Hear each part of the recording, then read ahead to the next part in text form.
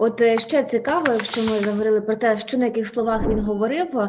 Там така була фраза, він звертався до Світлани Геннадівни, і такий він в цей момент він говорить: касательно угрози ядерної війни, ви праві. І в цю хвилину буквально ось він почесав носа, щось там рукою прикрив. Чи може це також про щось свідчить?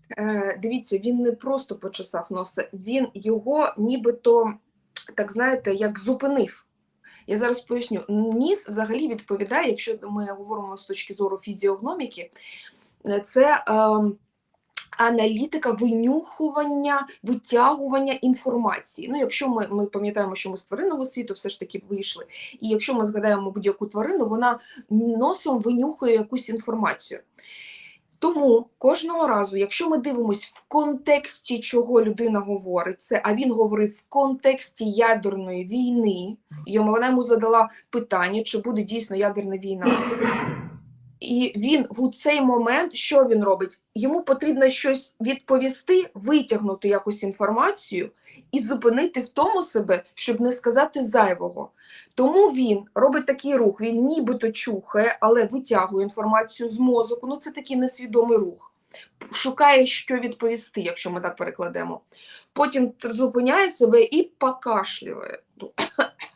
Ну, тобто, коли йде покашлювання, ми знаємо, що це вже людина намагається завдяки цьому покашлюванню збрехати. Ось ми знаємо, коли люди щось хочуть збрехати, вони перед цим, ти задаєш пряме питання, вони ну так, тобто нібито таку напругу вони знімають через кашель. Тому тут він намагався знайти інформацію, що сказати, зупинити свою тривожність і відповісти на це питання. От щодо кашлю цікаво, тому що на останніх своїх зустрічах, таких, якщо можна це назвати, міжнародних, до тих, кого ще його хтось запрошував, коли він приїжджав, виступав на форумах, він дуже багато кашляв. Настільки багато, що це навіть, здається, заважало, причому, що писали в ЗМІ, що ніби Путін не хворий, все нормально, але ось цей кашель йому просто не давав говорити навіть. Фізіологічні зміни відбуваються під час стресу. Наш організм намагається якомога більше зберегти рідину. Ну, це фізіологічний процес. Тобто запускається механізм виживання. Тому, коли ми стресуємо, ми знаємо, у нас пересихає в роті. Коли ми стресуємо, ми починаємо якось дивно рухатись, якісь зайві рухи з'являються, нелогічні рухи. І коли пересушується в роті, ну, звісно, ми починаємо відкашлюватись.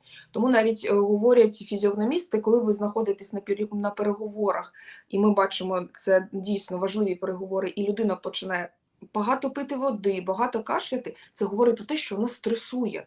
А чому вона стресує? Тому що щось у неї всередині, якийсь конфлікт відбувається.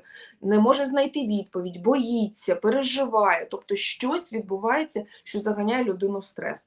Ну, ми розуміємо, що Путін стресує і дуже сильно Звісно, стресує. стільки брехати, це потрібно вміти. І, власне, здається, що навіть в кожного брехуна рано чи пізно закінчується ця стійкість до брехні, тому це все очевидно. Ще одна деталь, на яку, скажу чесно, не я звернула увагу. Мій хороший знайомий, коли дізнався, що я буду говорити з психологом, каже, там в Путіна дуже дивні руки, в сенсі манікюр.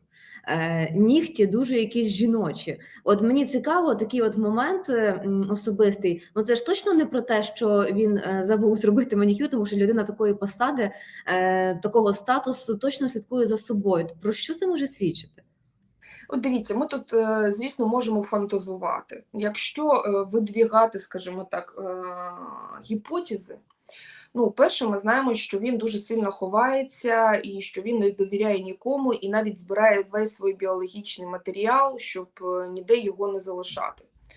Тому, дійсно, можливо, у нього якісь є зараз зміни в оточенні, де комусь він перестав довіряти, наприклад, людині, яка робить йому манікюр, і просто від цього у нього відросли нігті, тому що просто зараз він в пошуках, наприклад, людини, яка може йому це зробити.